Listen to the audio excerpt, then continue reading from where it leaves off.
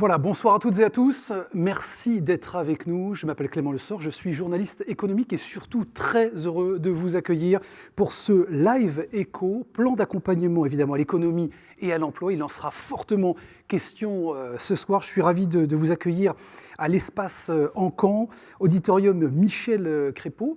À circonstances exceptionnelles, et bien dispositif exceptionnel. Vous le voyez, notre scénographie qui respecte ce soir scrupuleusement le protocole sanitaire et donc les règles de distanciation, ce qui nous dispense eh bien, de porter des masques. Une séquence que nous souhaitons évidemment pleinement interactive.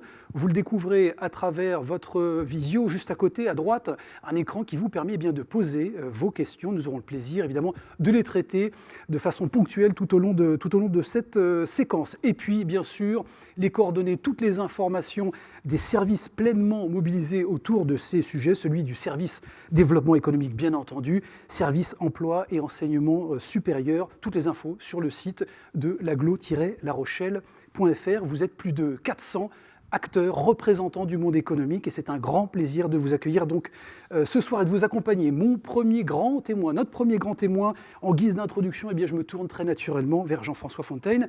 Bonsoir, monsieur le maire de La Rochelle, bonsoir, monsieur le président de la CDA, communauté d'agglomération. Merci beaucoup d'être avec nous. Peut-être un premier mot en rebond à la vidéo des vœux que nous avons découvert, monsieur le président.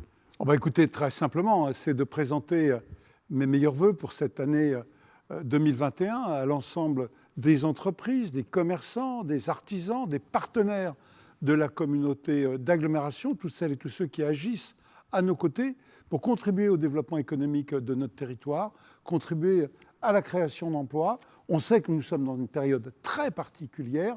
Il n'empêche que je veux vraiment adresser mes meilleurs vœux de succès pour tous les projets que vous développez tous sur le territoire. Alors, pourquoi est-ce que nous sommes très concrètement réunis ce soir? Pourquoi est-ce que vous avez souhaité maintenir cette séquence dans le contexte que nous connaissons? Quels en sont les enjeux de cette séance? Et puis, qu'est-ce que vous en attendez de façon très pragmatique?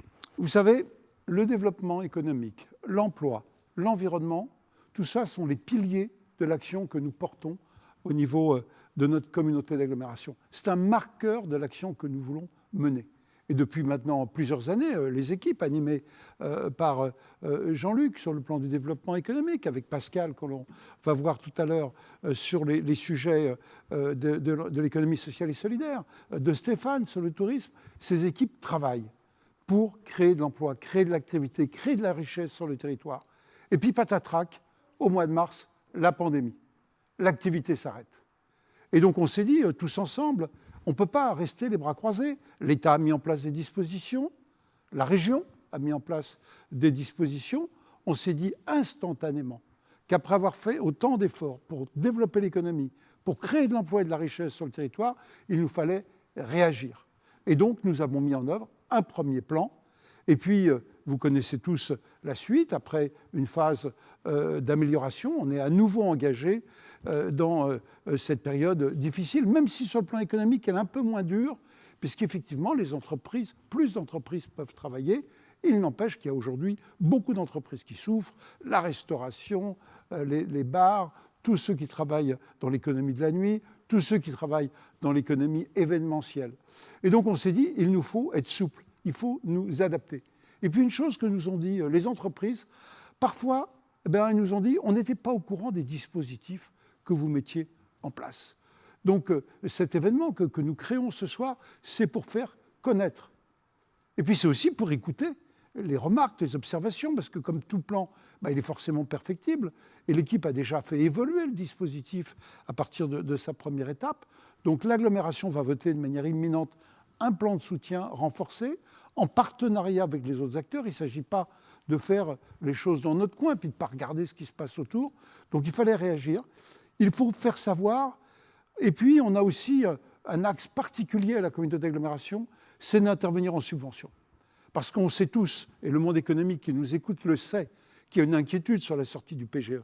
C'était une bonne idée que d'apporter de l'argent aux entreprises. Mais comment on va le rembourser cet argent demain ? Et donc, nous, on s'est dit, plutôt que d'intervenir en crédit, on va plutôt intervenir en subvention, cash, pour les entreprises. Alors, ce ne sont pas des sommes colossal, parce qu'on gère de l'argent public, c'est fait de manière très rigoureuse par des commissions, par des jurys qui décident d'affecter, mais on a voulu intervenir en subvention directe pour pas qu'il y ait l'arrière-pensée de dire si j'ai cet argent, comment je le rembourserai demain ? Parce que demain, nul ne sait comment il sera, et donc c'est que les gens puissent faire appel, et puis véritablement répondre à ce besoin d'information. Dans d'autres domaines, on appelle ça l'accès au droit, et bien là, que les entreprises, et notamment les plus modestes, qui sont souvent, je dirais, sur le terrain des artisans, des commerçants, puissent se dire, tiens, j'ai un copain qui a vu ce live sur Internet, il m'a dit, tiens, tu devrais appeler l'agglomération, ils ont peut-être un dispositif. C'est ça, c'est faire savoir. Et puis la dimension interactive, il y a sûrement des éléments d'amélioration des dispositifs que nous avons mis en œuvre. Bon, Jean-François Fontaine, on comprend bien, vous incarnez évidemment cette puissance publique qui a fait le choix de soutenir, d'accompagner les acteurs économiques de ce territoire dont on connaît la qualité, la résilience. Pour autant, toutes les entreprises ne sont pas logées à la même enseigne. Il y a différentes catégories d'entreprises. Elles ne souffrent pas toutes de la même façon de cette situation. Non, c'est un travail que nous avons fait déjà au printemps. C'est d'appeler les entreprises. Vous savez, on est sur un territoire de 170 000 habitants. Et donc les relations avec les entreprises, nous les connaissons par les chambres de commerce, par les clubs d'entreprise, par des liens directs. Beaucoup d'entre nous sont issus du monde de l'entreprise. Et donc nous avons ce besoin de remonter de l'information pour pouvoir nous adapter à ces besoins particuliers. Alors il y a des secteurs, je l'ai évoqué tout à l'heure, qui souffrent très fortement, d'autres qui résistent mieux. Les grandes entreprises, dans l'ensemble, ont des gestions où on a pu voir que sur notre territoire, on n'a pas d'économie aéronautique, on a peu d'économie automobile. Donc c'est ces secteurs-là qui souffrent aujourd'hui terriblement. Et je pense à nos amis et voisins de Rochefort, avec toute l'économie autour de l'aéronautique. Ici, pour le moment, je dirais on n'a pas de grosses structures en grande difficulté. Mais il n'empêche que quand vous regardez un groupe comme CGR, qui est un des premiers groupes français en termes de cinéma, quand vous avez la France entière sur lesquelles les cinémas ne peuvent pas fonctionner, ce sont des périodes très difficiles pour eux. Mais l'action prioritaire, nous la menons vis-à-vis des petites entreprises, des commerçants, des artisans, des entreprises de petit nombre, entre guillemets, parce qu'elles sont nombreuses et elles développent énormément d'emplois sur notre territoire. Jean-François Fontaine, vous avez évoqué les autres niveaux de collectivité territoriale, le gouvernement également. Quelle est la qualité du dialogue que vous avez avec eux ? Globalement, il est très bon. Il est très bon, que ce soit avec les services de l'État, avec la préfecture, avec qui nous travaillons, que ce soit avec la Banque de France, et Jean-Luc en parlera peut-être tout à l'heure, mais il a des relations permanentes, que ce soit avec le Conseil régional. Gérard Blanchard, qui sera là, est aussi vice-président du Conseil régional, que ce soit le département, Stéphane Villain, qui s'occupe du tourisme, a des responsabilités importantes au Conseil du Conseil départemental. On peut dire ici que tout le monde fait bloc pour répondre à la question économique. On ne chicaille pas, les élections sont derrière nous. On est tous aujourd'hui dans l'action pour répondre aux besoins du monde des entreprises. Ces dispositifs que nous allons présenter ou représenter ce soir, affiner peut-être, pas de trous dans la raquette, il ne faut pas les simplifier encore. Il y a un effort de promotion à faire qui est nécessaire. L'effort de promotion, nous le faisons déjà. Nous achetons de l'espace dans la presse, nous faisons des campagnes d'information, nous utilisons des relais, nous adressons des courriers aux entreprises, mais nous voulons vraiment pouvoir toucher toutes les entreprises. On ne veut pas que quelqu'un puisse nous dire « Ah ben mon entreprise s'est cassée la figure parce que je n'ai pas su qu'il existait un dispositif ». Donc faire connaître les dispositifs, c'est quelque chose d'essentiel. L'esprit de partenariat est aussi très important. Certaines entreprises vont pouvoir s'en sortir en additionnant les aides en capital, par exemple Charente-Maritime Initiative, plus les aides de notre agglomération, plus d'éventuelles aides de l'État, le chômage partiel, qui a été un effort considérable de la part du gouvernement. Donc la résilience de notre territoire, c'est à la fois les entrepreneurs eux-mêmes, je crois que c'est d'abord leur courage, leur capacité de travail, mais c'est aussi la cohérence du dispositif que nous mettons à côté, et puis notre capacité d'adaptation. Vous dites, il n'y aura pas de trou dans la raquette. Si, il y en aura peut-être. On va peut-être en découvrir. On a travaillé beaucoup, les équipes de développement économique ont beaucoup travaillé pour éviter qu'il y en ait. Mais vous savez, nul n'est parfait. Et c'est avec beaucoup d'humilité qu'on vient pour présenter les projets et pouvoir échanger avec le monde de l'entreprise. Et c'est bien ce que nous allons faire. Merci beaucoup pour ces mots et ces propos introductifs. On aura le plaisir de vous retrouver évidemment à la conclusion de cette séquence. Et puis tout au long, vous aurez le loisir, bien sûr, Monsieur le Président, d'intervenir quand bon vous semble. Merci donc pour ces mots d'introduction. Premier bloc, vous l'évoquiez à l'instant, eh bien celui de défier cette crise, cette conjoncture complètement inédite évidemment. Eh bien, on va en parler avec nos 3 témoins qui vont venir nous rejoindre juste après ce jingle.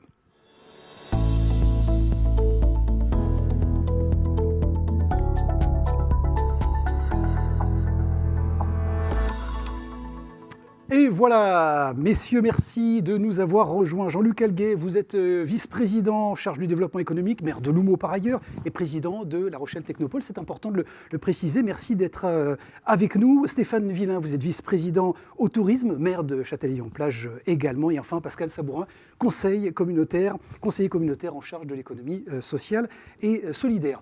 Messieurs, on souhaitait partager avec vous, avec nos amis qui nous écoutent en direct, qui nous regardent en direct, un premier reportage en guise d'introduction, Jean-Luc, pour parler de ce premier bilan du premier plan d'aide à l'économie locale, découverte de 2 entrepreneurs pour en parler, pour évoquer successivement le fonds d'aide spécial et le fonds d'urgence pour les entreprises naissantes. Ce sont les témoignages de Salima Sebula.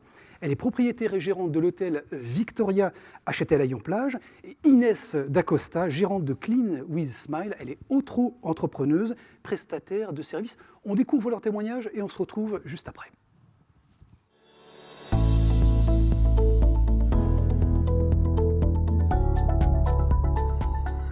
Pour faire face aux impacts de la Covid-19 sur l'économie et l'emploi, la communauté d'agglomération de La Rochelle a mis en place au printemps dernier un plan d'aide complétant les dispositifs de l'État et de la région Nouvelle-Aquitaine. Retour sur 2 mesures phares de ce plan d'accompagnement. Un fonds d'aide spécial de 5 millions d'euros est ouvert aux petites structures de 1 à 150 emplois. Salima Sebula et son mari ont repris l'hôtel Victoria à Châtellillon en juin 2018. Alors ici, on avait envie de recréer une atmosphère 1900. Avant, c'était les bains. Les gens arrivent à la gare, allaient prendre le bain sur la plage de Châtellillon. Et donc, l'idée, c'était de le rénover dans cet esprit-là. Après 2 belles saisons, ils décident d'engager toute leur trésorerie pour rénover les chambres. Ils venaient juste de rouvrir l'hôtel en mars 2020, lorsque le premier confinement les prend de court. Du jour au lendemain, plus personne à l'hôtel, donc un hôtel vide, pas de clients. Donc on s'est retrouvés très vite, très pris à la gorge, je dirais, financièrement. Et puis justement, l'agglo nous informe qu'il y a des aides, il faut les chercher, il faut faire la demande. Donc on a fait un dossier assez conséquent. Ça se fait sur une plateforme internet. Donc nous avons eu une aide attribuée de 4 500 €. Et le 10 juillet, on a eu le paiement. Donc entre le 15 juin et 10 juillet, vous voyez, en un mois, la somme était sur le compte. Pour Salima et son mari, ce qui fait la différence, c'est la proximité des équipes de l'agglomération.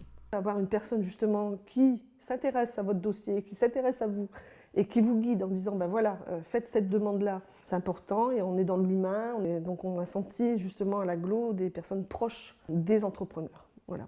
À la fin de cette année, plus de 100 entreprises avaient reçu une aide pour un montant total de 1,2 million d'euros. Pour éviter les cessations massives d'activité des toutes jeunes entreprises du territoire, un autre fonds d'urgence de 1,2 million a été attribué aux entreprises naissantes. Inès Dacosta est auto-entrepreneuse depuis février 2020. Je suis prestataire de services, donc je fais de la garde d'enfants, des ménages chez des particuliers.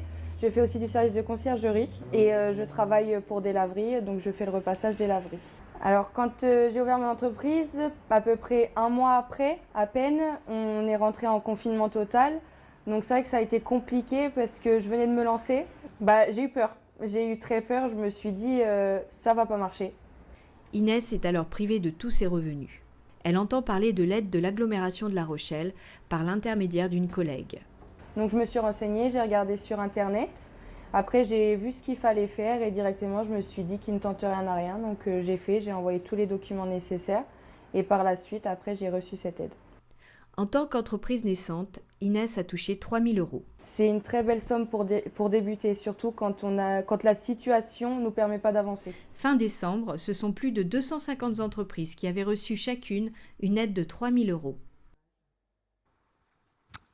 Voilà pour ce reportage et ces deux témoignages qui permettent évidemment d'introduire ces sujets de fonds d'aide spécial. On va en parler avec Jean-Luc, bien sûr, et fonds d'aide d'urgence pour les entreprises naissantes. Jean-Luc, racontez-nous d'abord un mot sur ce qui caractérise ce territoire, sa dynamique économique avant crise. On avait d'excellents chiffres, il faut les rappeler. Oui, c'est vrai, on avait d'excellents résultats, où on avait un taux de chômage qui était en dessous de 7,8, qui frôlait les 7,6% de la population. On avait une diversité des activités. Donc c'est un territoire qui est en retournement depuis les crises de chantier naval, qui était remarquable. Je pense qu'après cette crise, vu ce qu'on était capable de faire avant la crise, je pense qu'on peut faire encore mieux. Mais oui, c'est la résilience qu'on évoquait évidemment avec le Président il y a quelques instants. Un mot sur ce fonds d'aide spécial, racontez-nous, on va rentrer dans le cœur du réacteur avec vous. On sait qu'évidemment on peut retrouver toutes les infos sur le site de l'agglo-larochelle.fr. Pour autant, racontez-nous qui ça concerne très concrètement. Le fonds d'aide spécial concerne toutes les entreprises qui ont du 1er au 150e emploi. C'est des subventions de 1 500 € par emploi. Toutes les entreprises qui rencontrent des difficultés, baisse de chiffre d'affaires, qui ont problème de trésorerie ou qui vont avoir un problème de trésorerie, ont droit à une subvention de 1 500 € du premier emploi jusqu'au 150e emploi, en incluant bien sûr les TNS et les gérants. Je vais vous donner un exemple. Souvent, on me pose des questions pour avoir un exemple. Vous avez une fleuriste qui a créé son emploi avec son mari, ils sont 2, plus ils ont recruté un salarié, ça fait 3 personnes. Donc 3 personnes fois 1 500 €, ils ont droit à 4 500 € de subvention. Les documents qu'il faut fournir pour ce FAS est assez simple. On demande l'année N-1, l'alias fiscal, une photocopie de l'alias fiscal. On leur demande bien sûr de justifier leur baisse de chiffre d'affaires et un plan de trésorerie sur 6 mois, c'est-à-dire de nous montrer qu'ils vont rentrer dans des difficultés de trésorerie. Un fonds d'aide spécial, je le disais, qui a été réactivé, ça veut dire quoi? Ça a été prorogé, on repousse la date d'échéance, de fin de bénéfice? Oui, comme disait le Président, on a fait le premier fonds jusqu'au 15 décembre et le Conseil communautaire a accepté de repousser ce fonds et de réactiver ce fonds pour plusieurs mois, ce qui permettra à toutes les entreprises qui rencontrent à nouveau des difficultés ou qui n'ont pas eu l'information de pouvoir remplir ce dossier auprès de la communauté d'agglomération. Jean-Luc, quels sont les secteurs d'activité? Vous avez pris l'exemple évidemment du fleuriste tout à l'heure, mais quels sont plus globalement les secteurs d'activité qui sont concernés par ce fonds d'aide? Alors le FAS qui est réactivé tous les secteurs d'activité. À partir du moment où c'est du 1er au 150 emplois et qui n'appartiennent pas à un grand groupe national, ce qui est très important. Et ce qui est très important aussi, tout le monde a été impacté sur le chiffre d'affaires, mais c'était un problème de trésorerie. Toutes les entreprises qui rencontrent un problème de trésorerie ou un trésorerie pour l'avenir. On comprend bien l'objectif de cette aide. Pour autant, comment est-ce qu'on fait très concrètement pour celles et ceux qui nous écoutent ce soir pour en bénéficier? Quelles sont les étapes, le modus operandi? Il faut aller tout simplement sur la plateforme aide.eco@agglo-larochelle.fr. Et là, vous avez la plateforme où vous devez déverser votre liasse fiscale, un plan de trésorerie sur à peu près 6 mois et justifier votre baisse de chiffre d'affaires. Peut-être nous donner quelques exemples d'ailleurs de volumes déjà engagés, de quelques métriques pour nous montrer que c'est bien efficient, bien effectif. À ce jour, sur le FAS, 100 entreprises ont bénéficié du FAS, ce qui représente à peu près 1,2 million de subventions qui ont été déversées sur la communauté d'agglomération auprès des entreprises. Autre fonds, alors je disais urgence tout à l'heure, c'est plus vraiment une urgence parce qu'on est après évidemment ce premier confinement, fonds d'aide pour les entreprises naissantes, racontez-nous. Toutes les entreprises, on a vu tout à l'heure le reportage où une jeune entrepreneuse a créé son activité et c'était son activité principale qu'elle a créée et patatrac, le confinement est arrivé, surprise. Donc on a estimé que c'était des entrepreneurs qui prenaient des risques. Donc au lieu de les abandonner, on a établi une subvention de 3 000 € par chaque projet pour ces entreprises qui ont été créées à partir de septembre 2019 jusqu'au 16 mars 2020. Et je vous parlerai tout à l'heure une réactivation de ce fonds. Quels sont les secteurs d'activité qui sont concernés? Alors évidemment dans les prestataires de services, pour notre exemple, ce témoignage, d'autres secteurs d'activité, c'est très large? Très large, c'est tout type de secteur d'activité, tout type de filière. À partir du moment où il faut fournir l'extrait d'enregistrement auprès de la CCI ou de la Chambre des métiers, nous fournir cet enregistrement et automatiquement, on va leur verser les 3 000 € de subvention. Pareil, un guichet unique pour en bénéficier? Pareil, à la communauté d'agglomération. Bon, nous donner peut-être des exemples aussi de volumes engagés, de métriques aussi? Oui, il y a à peu près à ce jour 240 bénéficiaires, ce qui représente un total de 800 000 € de subventions. Bon, Jean-Luc, peut-être, on l'évoquait tout à l'heure avec le Président, je lui posais la question un peu directement. Il y a des trous dans la raquette dans ces dispositifs. Vous avez des entreprises qui passent au travers. Vous allez vous réajuster, vous adapter en fonction de l'actualité notamment? Tout à fait, on essaie de se réajuster, mais la problématique qui arrive, on va parler peut-être de la micro-entreprise. La micro-entreprise qui a été créée récemment. Pour pouvoir analyser la micro-entreprise, souvent ces gens n'ont pas 1 an d'exercice, donc on ne peut pas analyser leur chiffre d'affaires. Et leur création est peut-être avant septembre 2019, donc elles n'ont pas droit à la subvention des 3 000 €. On y réfléchit toujours, mais c'est extrêmement compliqué pour ces micro-entreprises. Merci beaucoup Jean-Luc, vous restez avec nous évidemment, on vous garde avec nous, on aura le plaisir d'évoquer d'autres fonds et d'autres dispositifs dans quelques instants. On voulait poursuivre avec un autre témoignage, celui-ci en direct, en duplex, par Zoom très simplement. Ce témoignage d'une entreprise de l'événementiel, un secteur oublié, on va le voir avec elle, qui subit la crise évidemment de plein fouet. C'est le témoignage de Laurence Guinaud. Laurence, est-ce que vous nous entendez ? Oui, bien sûr. Bonsoir à tout le monde. Bonsoir Laurence, merci d'être avec nous. Vous êtes en administratrice, en charge des relations institutionnelles chez Cristal Productions. C'est une SIC, une société coopérative d'intérêt collectif. Qu'est-ce que vous y faites en temps normal, je dirais, chez Cristal Productions ? Alors, Cristal Productions est un producteur de spectacles vivants. En fait, on travaille beaucoup avec des artistes et avec des organisateurs occasionnels qui sont porteurs de projets culturels. Après, la structuration en SIC, effectivement, c'est un peu particulier dans ce secteur-là et on est très fiers. Oui. Racontez-nous, quelle est la situation justement que vous vivez depuis le printemps 2020 ? Comment vous avez vécu ces moments, d'abord alors, de sidération, mais ensuite, comment est-ce que vous êtes adapté ? Je pense que comme pour tout le monde, c'est vrai que c'était un moment dur parce que totalement inédit. Donc, je pense que la première chose, effectivement, ça a été vraiment de chercher à comprendre ce qui se passait, de rechercher de l'information, être en veille, rechercher des informations, voir quelles aides on pouvait monter. Donc, effectivement, le chômage partiel a été un recours immédiat dans le secteur d'activité comme dans d'autres. Le PGE, bien évidemment aussi. Voilà. Ce que je dois dire, c'est qu'on a été, je trouve, particulièrement aidés. En tout cas, je trouve que les réseaux professionnels, d'une part, réseaux institutionnels des collectivités territoriales ont été très à l'écoute. On a eu la bonne surprise d'avoir des prises de contact directes. Donc, c'est vrai que ça nous a vraiment donné du baume au cœur dans cette période un petit peu difficile, bien sûr. Et puis, il y avait le réseau coopératif aussi qui était une ressource aussi intéressante. Laurence Guinaud, on parle évidemment beaucoup des restaurants qui sont en première ligne, qui souffrent de cette crise. Est-ce que j'ai eu raison de dire au démarrage finalement que la filière de l'événementiel est un peu la grande oubliée, notamment du gouvernement ? Quand on observe un petit peu les choses, on voit bien qu'effectivement, le fait de ne plus avoir de spectacle possible tue beaucoup de choses. Et c'est vrai que ça crée, ce qu'il faut comprendre, c'est que le spectacle crée de l'emploi, crée des retombées économiques. Mais au-delà de tout ça, ça crée aussi du lien, ça crée du sens dans les relations entre les gens. Et on voit bien aujourd'hui, ça devient vraiment prégnant de voir l'effet que ça produit, y compris d'un point de vue psychologique. Donc il y a la détresse effectivement économique, il y a la problématique des artistes et de comment est-ce qu'ils vont continuer à produire, comment est-ce qu'ils vont continuer à vivre, tout simplement dans les mois à venir. Et puis, il y a aussi cette perte de lien ou cette attente de lien social effectivement, qui est induite par cette activité culturelle. Et c'est vrai que c'est un point sur lequel on a le sentiment qu'effectivement, on nous oublie un petit peu.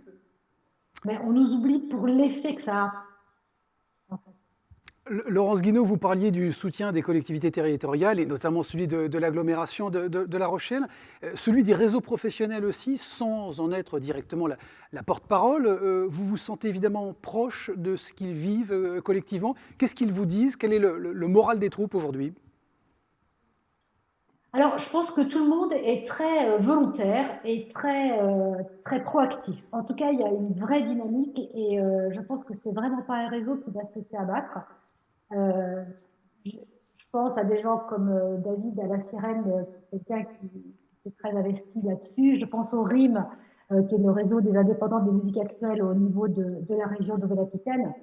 Mais si on élargit encore, franchement, même institution par institution ou association par association, franchement, tout le monde fait preuve d'une vraie volonté et d'une vraie initiative. Et je ne doute pas qu'on puisse s'en sortir, en tout cas que la culture soit au rendez-vous de tous les défis qu'il y a à relever. Il faut juste nous laisser la possibilité de les mettre en œuvre.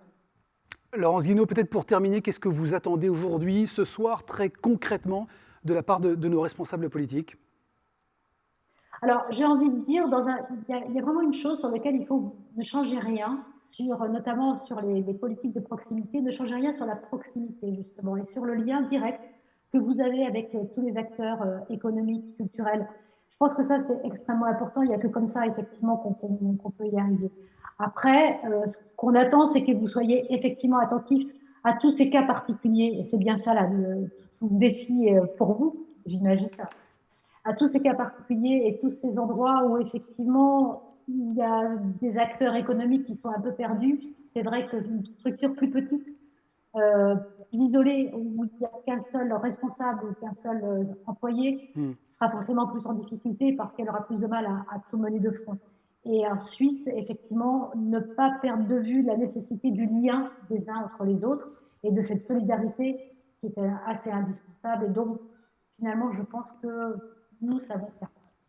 Merci beaucoup Laurence Guinaud. On a bien retenu effectivement cet enjeu, cette notion de solidarité, notamment avec les collectivités territoriales et puis les réseaux professionnels avec lesquels vous travaillez. Laurence Guinaud pour Cristal Productions. Merci beaucoup pour votre témoignage, d'avoir été présent ce soir avec nous. Jean-François Fontaine, un mot en réaction évidemment à ces propos. Un mot très important. Le dispositif qui a été préparé, il y a des critères. Mais derrière, ce sont des jurys pilotés avec Jean-Luc, avec Pascal, avec Stéphane, avec Séverine, qu'on va voir tout à l'heure, qui vont décider. Donc en aucun cas, ce sera une machine automatique qui dira oui ou non.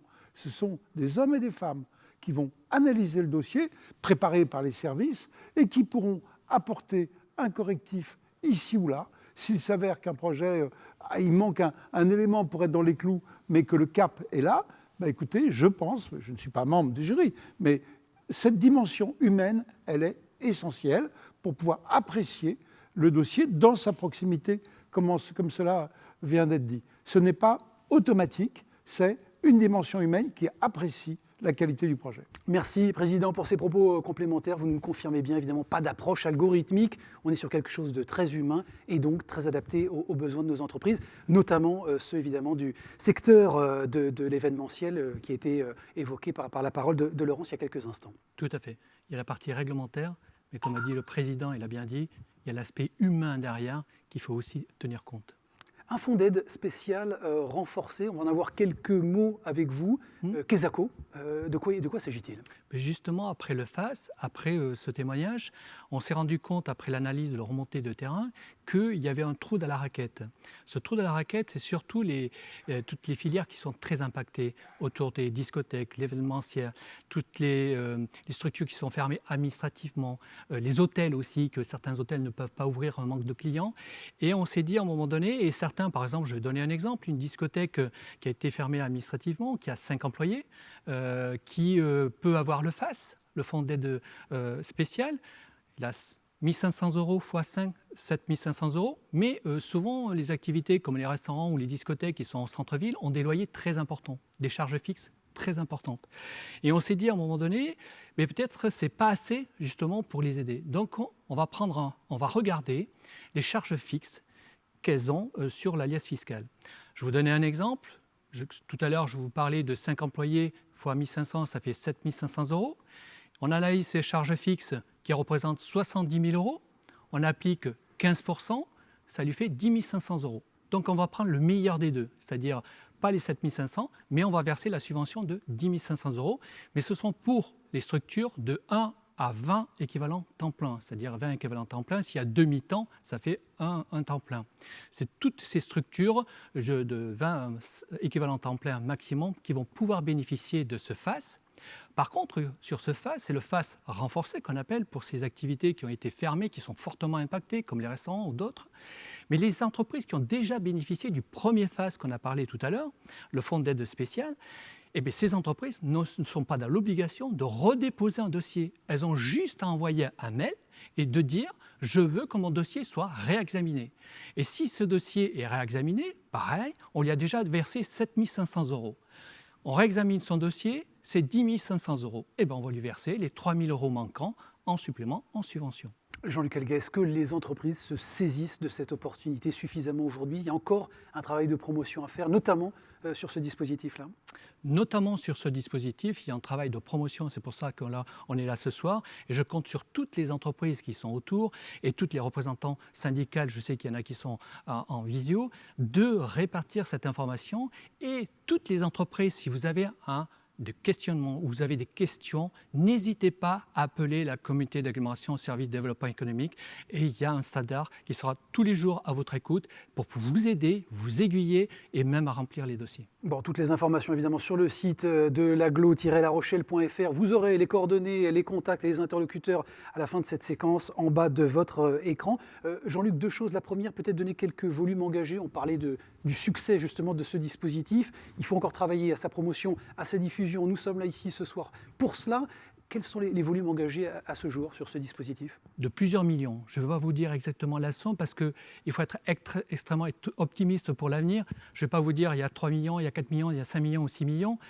L'essentiel, c'est d'aider les entreprises qu'elles pérennisent leur emploi parce qu'on va sortir de la crise. Le tunnel va arriver, le bout du tunnel. C'est pérenniser cet emploi pour préparer l'avenir. Donc l'enveloppe, la communauté d'agglomération a voté ce plan à l'unanimité. Je pense que même s'il y a des difficultés pour l'avenir et si ce plan est épuré, tous ensemble, on regardera l'avenir pour essayer d'améliorer ce plan. Bon, petit détail quand même qui a son importance, les micro-entreprises ne sont pas éligibles du fait évidemment de l'absence de bilan comptable. C'est bien évident. Tout à fait.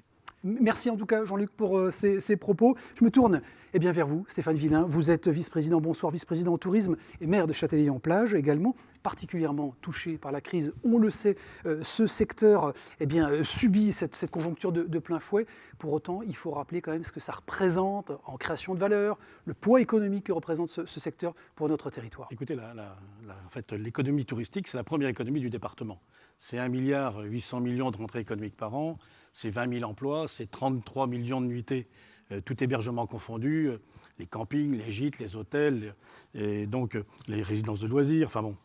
Et c'est 20 000 emplois. Donc ça veut dire que c'est important. Et au niveau de l'agglo, c'est 500 millions d'euros, c'est 5 millions de nuitées. Donc on le voit bien, avec nos amis du Var et de l'Hérault, on a un territoire qui est très touristique, avec plein d'atouts, mais ça, il suffit de venir dans notre territoire pour le découvrir. On a eu effectivement un écho de la filière événementielle. Peut-être nous dire ce soir, quelques nouvelles du front, quel est l'état d'esprit des professionnels du CHR? Écoutez, en fait, après un été qui a été plutôt bon, on a eu en fait une première période de confinement jusqu'au mois de juin, puis après un été grâce au déconfinement, et on a eu la chance d'avoir le Tour de France sur notre territoire, mais on a eu bien d'autres animations. On a réussi à faire un été qui est à peu près correct.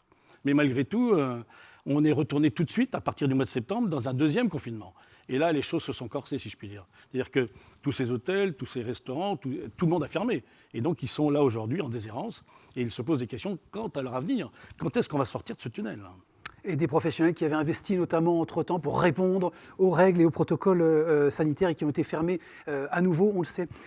Question très directe, comment est-ce que vous comptez sauver cette filière du CHR, café, hôtelier, restaurateur notamment? Mais écoutez, avec toute l'équipe, avec bien sûr l'équipe derrière Jean-Luc, derrière le président Fountaine, on a essayé de travailler sur une aide auprès des cafés, des hôtels, des restaurants, parce que c'est eux qui sont le plus en difficulté, les discothèques, tout à l'heure on en parlait, et c'est de faire en sorte de mettre un bon de 20 € en place, c'est-à-dire qu'auprès des résidents secondaires et des résidents principaux, ils vont aller, en fait, durant les mois de mars et avril, en espérant qu'on soit rouvert dans les restaurants et puis consommer. Et ce bon de 20 € sera déduit de la facture. C'est en fait une incitation à retourner dans les établissements. Ça sera dans des périodes qui iront du lundi au jeudi, et puis, comme je l'ai dit tout à l'heure, en espérant que ça soit à partir du mois de mars. Bon, ça veut dire très concrètement, je vais au restaurant en couple ou en famille, j'en ai pour 50 €, allez, un panier de 50 €. Ça vous coûte 30 €, in fine, c'est-à-dire que le reste est pris en charge par l'agglo, mais derrière tout ça, il y a surtout une grosse communication qui va être faite.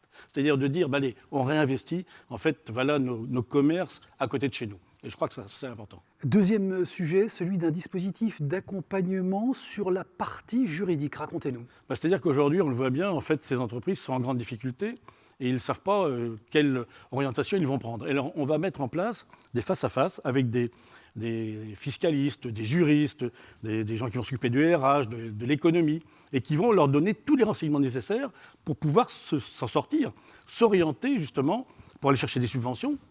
On en parlait tout à l'heure avec le FAS, mais aussi d'autres orientations, de façon à vraiment les accompagner, leur donner la main pour qu'ils se sortent de ce marasme que l'on vit actuellement. C'est vraiment accompagner au plus près, au plus fin, si je puis dire, nos entreprises. Bon, un premier contact, donc un premier rendez-vous, prise en charge pour cette rencontre avec les professionnels du monde juridique. L'enjeu, il est que le conseil sur la partie analytique, comptable et juridique notamment, puisse diffuser aussi l'ensemble de ces dispositifs qu'on présente ce soir. Bien sûr. En fait, là, ça va être exactement ce que l'on va dire ce soir. Quelle est l'orientation? Qu'est-ce que je dois faire avec mon entreprise quand je suis en difficulté?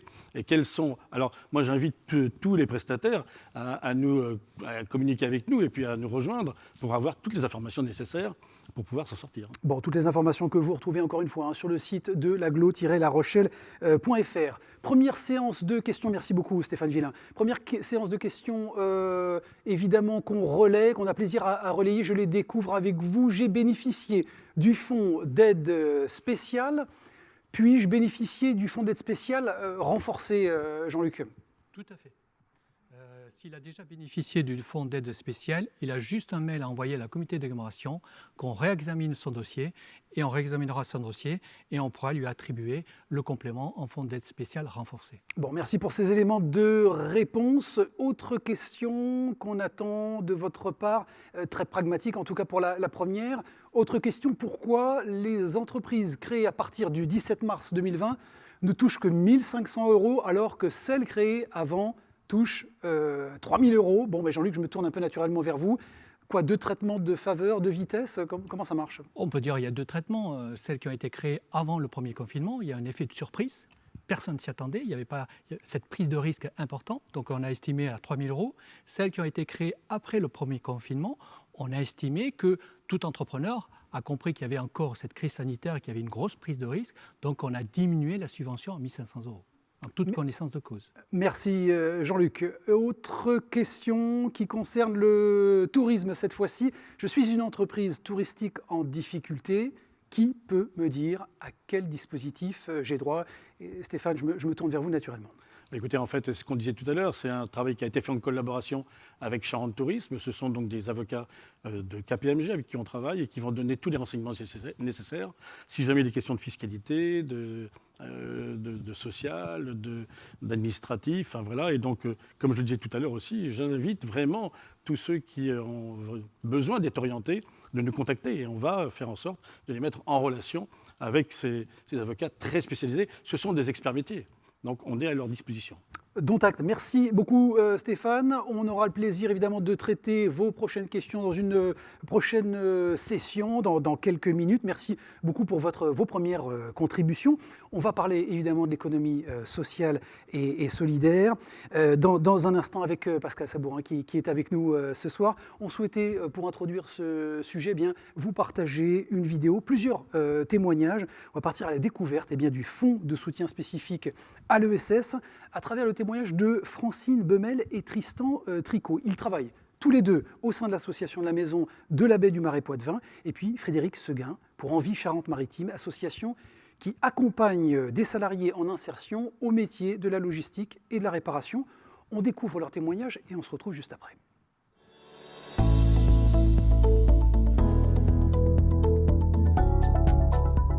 Pour aider financièrement les structures de l'économie sociale et solidaire, la communauté d'agglomération de La Rochelle a dès le printemps dernier lancé un fonds de soutien spécifique de 330 000 €. L'agglo compte en effet plus de 900 établissements dans ce secteur qui emploient près de 7 500 salariés. La Maison de la Baie du Marais Poitevin regroupe 3 lieux d'activité: le musée de la mythiliculture, l'église fortifiée Saint-Martin-des-Nandes et un carrelet pédagogique. Ici, c'est vraiment le lieu touristique et culturel par excellence pour Enande, c'est-à-dire que c'est un pôle attractif, parce que normalement, on reçoit entre 5 et 6 000 visiteurs, payants et non payants. Cette année, ça a été beaucoup plus calme à cause des événements. L'association doit alors faire face à une baisse de ses revenus de 50%. Elle doit trouver des solutions pour payer ses 2 salariés, l'un en CDI et l'autre en emploi aidé. Nous avons recherché toutes les possibilités d'aide et nous avons vu la proposition qui nous permettait d'obtenir de la CDA une subvention. Donc nous en avons fait la demande. On a tout d'abord reçu un mail, tout simplement, qui nous a ensuite conduit sur le site de la CDA afin de remplir un formulaire en ligne qui va concerner tous les éléments d'identité traditionnels de l'association, donc toutes les formes juridiques, les statuts, le code NAF, etc. Ensuite, on va avoir un volet qui concernait le personnel, donc l'effectif, les types de contrats. Et enfin, des pièces justificatives plutôt comptables. Elles concernaient les comptes d'exploitation, donc des 2 années précédentes, tout élément justificatif d'une perte de chiffre d'affaires sur la période du premier confinement, donc de mars à juin. C'était relativement simple, c'est des informations que nous pouvions fournir. La Maison de la Baie du Marais Poitevin a reçu 1 700 €. Et on a eu l'aide très vite, puisqu'on l'a eu en juillet. Et elle correspond, si vous voulez, à environ 30% des pertes. Donc c'est quand même relativement intéressant. Envie Charente-Maritime est une association qui accompagne et forme des salariés en insertion au métier de la réparation et de la logistique. On rénove de l'électroménager, de la télé, de la hi-fi aussi, voilà, pour le remettre en vente et lui donner une seconde vie. Pour soutenir l'économie sociale et solidaire, l'agglomération de La Rochelle loue l'entrepôt à cette association. Alors on a tout de suite été bien accueillis et un sentiment très rapide de faire partie du réseau. Je vous en prie, passez une bonne journée, monsieur. Au revoir. On a une activité qui, dès le départ, a pris un essor assez important. Et très rapidement, on a été freiné par l'arrivée de la Covid et du confinement, avec une perte de chiffre d'affaires assez importante. Pour parer au plus urgent, l'agglo a tout de suite pris les devants et a exonéré l'association de 3 mois de loyer. C'est l'action la plus rapide qu'on a eue, et avant même qu'on ait eu à la demander. Après estimation de la perte de chiffre d'affaires, l'agglo a versé une subvention de 15 000 €. Là, tout de suite à l'instant, on s'est senti soutenu, clairement par la volonté politique du territoire de faire perdurer les emplois, en tout cas de ne pas détruire d'emplois, et puis qu'on continue, nous, à créer des emplois pour des gens en difficulté. Fin décembre, une vingtaine de structures avaient pu être accompagnées pour un montant de 100 000 €. Voilà pour ce reportage, ces témoignages évidemment riches d'enseignements qui montrent notamment évidemment le soutien de l'agglomération et la réactivité de l'agglomération. Pascal Sabourin, je me tourne évidemment naturellement vers vous pour parler d'économie sociale et solidaire, conseiller communautaire en charge de l'ESS. Ancien chef d'entreprise, c'est intéressant de le préciser également. Toujours. Mise en place au printemps 2020, ce fonds dédié, donc directement, dès le début de cette crise, fonds dédié au secteur de l'ESS, reconduit afin d'atténuer évidemment la perte de chiffre d'affaires, notamment avec un élargissement, on va le voir avec vous, des critères d'éligibilité. D'abord, un premier mot sur cette relation.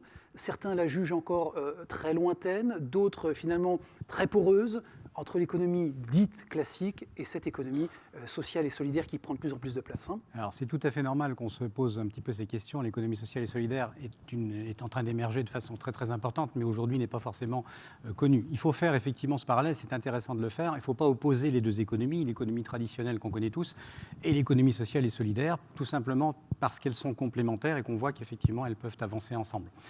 Ce qui effectivement est important dans l'économie sociale et solidaire, c'est que bien évidemment on a des activités économiques, donc il faut rechercher du résultat, de la rentabilité et du profit. Le mot n'est pas tabou, mais dans l'économie sociale et solidaire, la différenciation, elle est là. C'est qu'on va effectivement avoir une philosophie autour de l'affectation du résultat et de l'utilisation du résultat qu'on va en faire. Les valeurs, c'est essentiellement porté sur de l'humain, sur de la solidarité, sur du partage, pour une économie plus juste et plus riche, j'ai envie de dire, humainement parlant. C'est la définition que vous en donnez. Comment est-ce que vous l'appréhendez justement? Comment on l'appréhende le chargé de l'ESS, évidemment, de l'agglomération? Il y a plein de définitions, donc je me suis fait un petit peu la mienne. Pour moi, d'abord, l'ESS, elle désigne un certain nombre d'entreprises. Donc on va trouver tout ce qui est coopératives, mutuelles, qui sont des structures plutôt un peu plus importantes. On va trouver aussi des fondations, et puis surtout des associations. Et pour ce qui nous concerne, nous ici sur la CDA, on a effectivement beaucoup d'associations avec lesquelles on travaille. Pour qu'on puisse être dans le domaine de l'économie sociale et solidaire, il faut qu'on puisse justifier d'une certaine façon de pouvoir fonder notre action sur un principe de solidarité, c'est évident, et puis surtout d'utilité sociale, d'utilité publique. Donc on est dans cette économie-là. Ça a été dit, mais je tiens à le redire parce que j'en fais un peu la promotion quand même. Sur le territoire de la CDA, c'est un petit peu moins de 1000 structures qui sont ressortissantes de l'économie sociale et solidaire. On a dit 7500 emplois. Pour information, c'est plus de 10% du nombre d'emplois du secteur privé sur la CDA. Donc on ne peut pas parler d'une économie secondaire. On est véritablement sur quelque chose d'émergent et on mesure ici tout le poids économique sur la CDA. Bon, c'est important de nous rappeler ces chiffres, ces métriques. Est-ce que vous considérez, vous, directement, que la crise est une opportunité justement pour ce secteur, ou en tout cas de le voir fleurir? Écoutez, j'en suis convaincu. On développera tout à l'heure le fonds spécial renforcé, en l'occurrence, mais déjà, je peux vous dire, je le développerai, mais je peux vous dire que je suis absolument stupéfait, ébahi et très heureux de voir le nombre de projets qui nous sont effectivement présentés à la CDA. Moi, j'y suis tous les lundis. Tous les lundis, je vois des porteurs de projets et qui, malgré la crise et qui, malgré les événements aujourd'hui, n'hésitent pas à se lancer. C'est vraiment une richesse et ça démontre bien toute l'attractivité de notre territoire. Bilan du fonds, acte 1, et présentation évidemment du fonds de soutien à cette ESS. Quel bilan vous en tirez directement, vous? Alors, tout d'abord, il faut un peu rappeler à qui ce fonds s'adressait. Donc, il s'adressait essentiellement aux associations et aux associations dans les champs de l'économie sociale et solidaire. Et aussi aux structures d'insertion par l'activité économique. Donc, qu'est-ce qui avait été décidé? Il fallait bien évidemment pouvoir justifier d'une baisse de chiffre d'affaires, comme pour tout le monde. Pour les associations, on a aidé effectivement celles qui n'excédaient pas 20 salariés, donc les petites associations, en leur donnant donc une prime de 2 000 €. Et puis, pour les structures plus importantes, les SIAE, on est allé jusqu'à 15 000 €. Donc ça a été dit, mais je le redis, c'est 19 structures que nous avons aujourd'hui aidées. C'est effectivement un petit peu moins de 100 000 €, 98 000 et quelques euros. Mais en revanche, c'est le maintien de 280 ETP sur le territoire. Et je pense que ça mérite d'être précisé. Équivalent temps donc plein. c'est pour ces emplois que vous évoquez. Les tailles, très bien. Les secteurs ou les objets, tous les objets sont concernés? Alors uniquement les associations ressortissantes de l'économie sociale et solidaire, tout ce qui va tourner autour de l'utilité publique dont on parlait tout à l'heure, l'emploi, l'insertion professionnelle, tous ces domaines-là. Exclus pour l'instant, mais on va voir que ça va changer, tout ce qui est associations généralistes, les associations sportives et culturelles, entre autres. Pascal Sabourin, encore un travail de promotion également, de diffusion de ce dispositif à mettre en place. Je suis très heureux, moi, qu'on fasse ce chat aujourd'hui. Et comme le disait Jean-Luc tout à l'heure, j'espère vraiment pouvoir solliciter l'ensemble des acteurs économiques pour faire passer les messages, les acteurs économiques, mais aussi tous les relais qui aident les entreprises au quotidien. Je pense aux comptables, aux experts comptables, aux commissaires aux comptes, aux banquiers, aux notaires, aux avocats. Tout ce réseau-là doit aujourd'hui promouvoir les actions qu'on porte. En tout cas, on va faire le maximum pour relayer. Comment est-ce qu'on en bénéficie de ce dispositif? Très simple.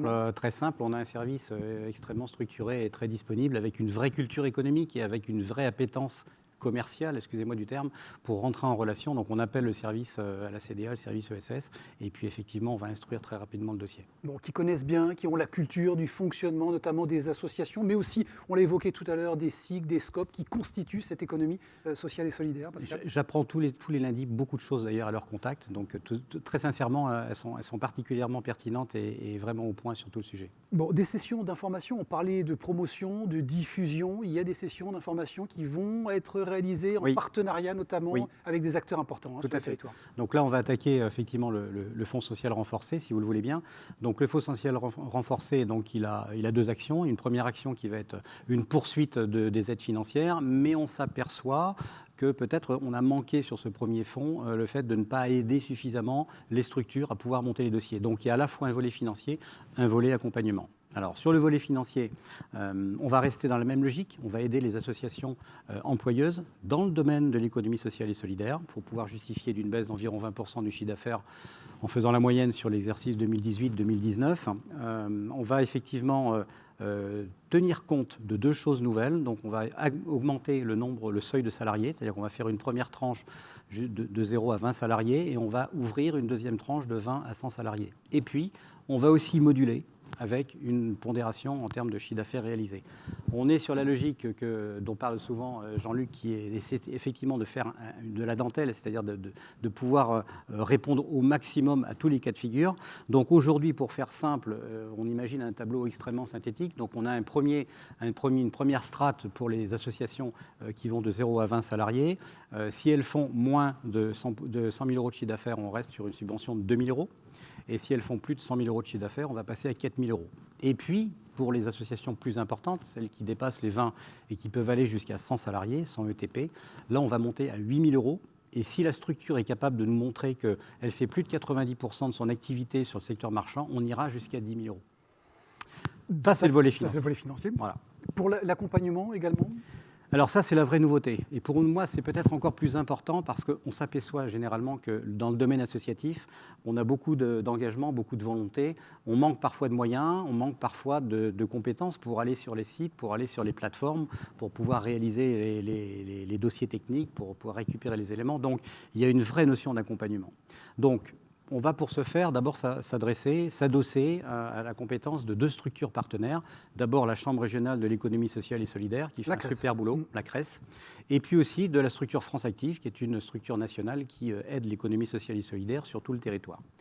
Donc l'objectif il est double, c'est 1, on renforce les associations existantes, 2, on va être positif et on y croit, surtout sur ce territoire. On va aider les porteurs de projets qui veulent, dans les circonstances que l'on connaît aujourd'hui, promouvoir et monter des dossiers. Avec des sessions d'information qui auront lieu dans les 6 premiers mois de cette année à définir. En espérant qu'on puisse faire un peu de présentiel, ça nous ferait beaucoup de bien, mais effectivement l'idée, c'est dans un premier temps d'animer donc des réunions d'information, on en a prévu 6, pour pouvoir expliquer aux associations quels sont les dispositifs existants et comment effectivement on peut y accéder. On va pour chacune d'entre elles créer une fiche d'autodiagnostic pour leur permettre de savoir véritablement quelle est l'aide auquel ils peuvent bénéficier.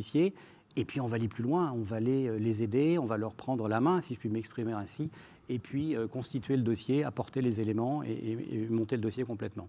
Merci beaucoup Pascal pour ces précisions. On va passer à présent à la deuxième séance chat pour vos questions. Merci, elles sont nombreuses. Alors une première question, nous sommes une association sportive avec 2 salariés. Nous avons subi une perte de chiffre d'affaires de l'ordre de 30%.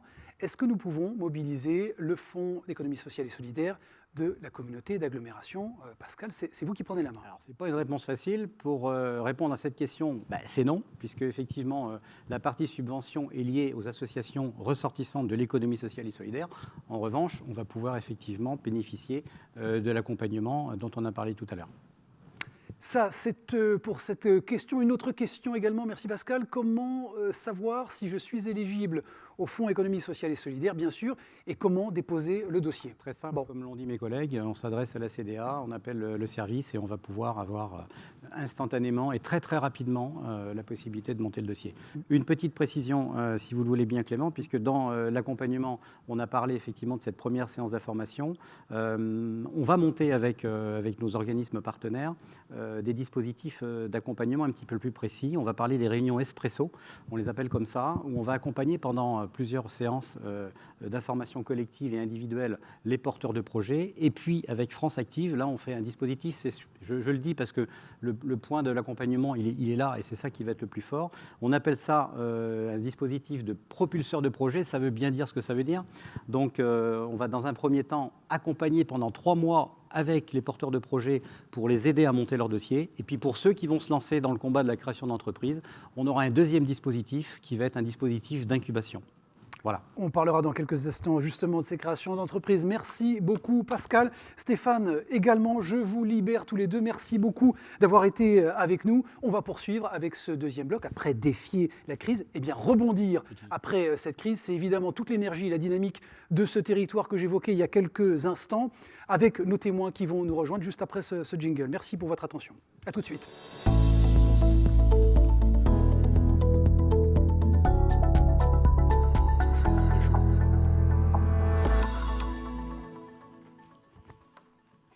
Voilà, la relance, évidemment une opportunité, nous allons le voir, de rendre l'activité économique plus vertueuse. Tiens, on va l'évoquer dans quelques instants avec nos témoins. Pour ce faire, évidemment, une partie des aides a été dirigée vers notamment le projet d'entreprise qui contribue à la transition, à cette transition, avec cette crise comme accélérateur. On l'évoquait avec Pascal il y a quelques instants. Nos, évidemment, témoins qui nous ont rejoints, Séverine Lacoste, bonjour, merci d'être avec nous. Vous êtes vice-présidente en charge de l'emploi à la CDA. Et puis Gérard Blanchard, vice-président, bonsoir, merci d'être avec nous, en charge du développement durable. On va parler du projet Zéro Carbone et Transition écologique avec vous, la lutte contre le changement climatique à travers, évidemment, ce projet Rochelle Territoire Zéro Carbone et donc neutralité carbone. Racontez-nous. Bien écoutez, c'est vrai que le territoire de La Rochelle s'est engagé de manière très volontariste et même très courageuse, sous l'impulsion d'ailleurs de notre président Jean-François Fontaine, sur ce projet qui est un projet territorial de lutte contre le changement climatique. C'est un projet qui s'inscrit complètement dans l'accord de Paris, qui vise la neutralité carbone. Alors Paris 2050 au niveau planétaire et La Rochelle s'est donné comme objectif une neutralité carbone en 2040. Voilà, donc l'objectif évidemment, c'est de mobiliser au maximum l'ensemble des acteurs du territoire. Donc c'est quand même 130 acteurs qui se mobilisent avec, sous l'impulsion d'ailleurs de la communauté d'agglomération, donc des acteurs des entreprises, des associations, des services publics, le monde de la recherche et de l'éducation. Et pour essayer d'atteindre cet objectif de neutralité carbone dans 20 ans, un petit peu moins même maintenant, eh bien on va actionner différents leviers de nos politiques publiques. Et l'idée, c'est d'avoir une approche systémique globale, c'est-à-dire ne pas traiter les projets séparément, mais essayer de les aborder globalement, ensemble, de manière cohérente. Donc on va toucher évidemment toutes les politiques qui touchent aux questions de mobilité, aux questions d'efficacité énergétique, notamment les problématiques de rénovation énergétique, la production d'énergie renouvelable, d'autoconsommation, les problématiques également d'économie circulaire et puis de la séquestration carbone. Donc vous voyez, on crée les conditions pour justement réaliser cette transition énergétique et écologique. Et la crise sanitaire que l'on vit aujourd'hui vient se surimposer à une crise écologique. Et l'objectif, justement, c'est de faire en sorte que cette période difficile que nous vivons, ces contraintes qui s'imposent à nous, eh bien, de renverser les choses et d'en faire une opportunité pour accélérer cette transition énergétique, notamment au niveau des acteurs économiques. Gérard Blanchard, vous parlez de 20 ans, c'est même 19 ans aujourd'hui. Vous prenez 10 ans à la capitale, c'est presque un pied de nez également. Vous avez d'autres avantages peut-être pour être plus rapide qu'eux. 2040, c'est un vœu pieux ou une ambition réaliste selon vous ? C'est une ambition réelle et tout à fait réaliste. D'abord, La Rochelle ne part pas de rien. La Rochelle s'était engagée fortement sur les politiques environnementales. Et puis, ce projet, alors associé évidemment avec toutes les politiques publiques portées par l'agglomération, fait qu'on va pouvoir accélérer rapidement. Alors, ce qui est important de noter, c'est qu'aujourd'hui, les actions qui sont spécifiquement La Rochelle, territoire zéro carbone, ne nous permettront pas d'atteindre cette neutralité carbone en 2040. C'est la raison pour laquelle nous sommes en train d'agréger d'autres projets de manière à accélérer l'ensemble. Voilà, et on est relativement bien avancé. Et si je peux me permettre, se servir aussi de cette situation malheureuse pour retourner un petit peu la situation. On est vraiment dans une logique de rebond et de profiter de l'accélérateur que constitue justement le plan de relance. Alors plan de relance au niveau national, mais tout particulièrement celui de l'agglomération. Vous avez les moyens, Gérard Blanchard, d'agir sur l'ensemble des leviers concrètement ? Alors on a des leviers évidemment pour d'agir sur l'ensemble des leviers. Et dans le cadre du plan de relance, il y a deux fonds qui vont être constitués. Il y a un premier fonds à hauteur de 1 million d'euros quand même, qui vise l'ensemble des entreprises pour les aider dans leur transition énergétique propre, c'est-à-dire au niveau de l'entreprise. L'objectif ici, c'est de diminuer les consommations d'énergie. Et quand on diminue les consommations d'énergie, eh bien on diminue les charges fixes des entreprises. Ça, c'est un point relativement important. Alors Jean-Luc Alguet tout à l'heure détaillera un petit peu les caractéristiques de ce fonds et la façon de le mobiliser et quelles sont les entreprises qui sont concernées. Et puis il y a un deuxième fonds qui vient en plus de celui-ci à hauteur de 500 000 euros qui va nous permettre de mobiliser chaque année 250 000 euros sur un fonds d'aide aux travaux de rénovation énergétique. Là, on n'agit pas directement sur l'entreprise, mais on va accompagner, on va aider aux travaux des propriétaires de logements qui souhaitent faire de la rénovation énergétique. Donc notre rôle ici, c'est de les inciter à passer à l'acte. Et ce qu'il faut savoir, c'est que quand l'agglomération investit 1 euro sur son territoire, en réalité, c'est 10 euros de retombées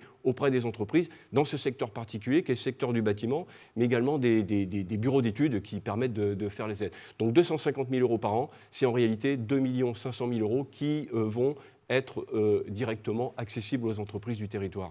Bon, par ce ratio que vous évoquez, logement et rénovation énergétique, on l'a bien compris avec ce fonds et ces financements, innovation technologique et organisationnelle, donc dans cette partie accompagnement et notamment par le programme CAP.